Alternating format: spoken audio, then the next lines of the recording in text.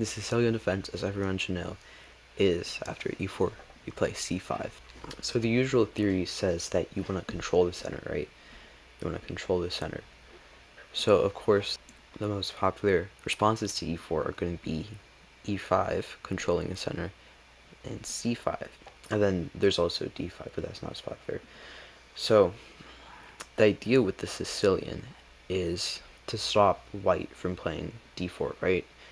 Because you don't want white to have two pawns in the center. And by attacking with the flank pawn instead of one of our central pawns, we'll still have them intact if we trade on d4.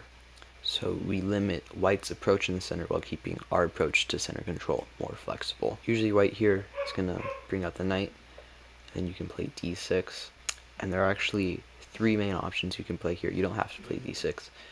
You can play d6, knight c6, or e6. We're going to go over d6 first. So after you play d6, white might try to play d4, and this is the opening Sicilian. So white allows a trade on d4 and forgets to establish a strong central pawn center. In return, white is going to get rapid development, which lends itself to many flexible and potentially aggressive plans.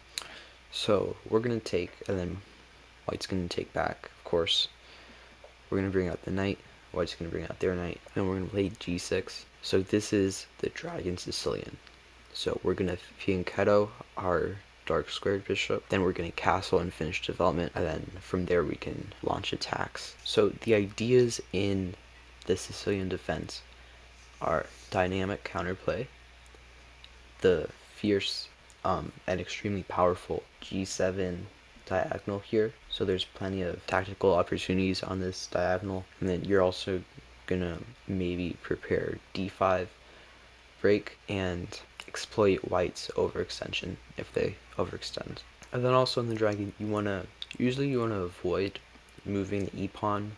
For example, e5 is bad because it blocks our dark squared bishop, and e6 is also not very good because it weakens our knight here on f6.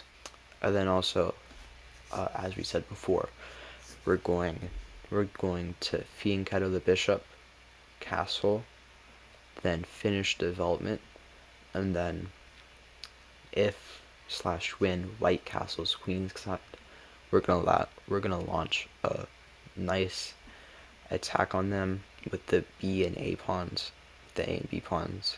So yeah, that's how you play the Sicilian.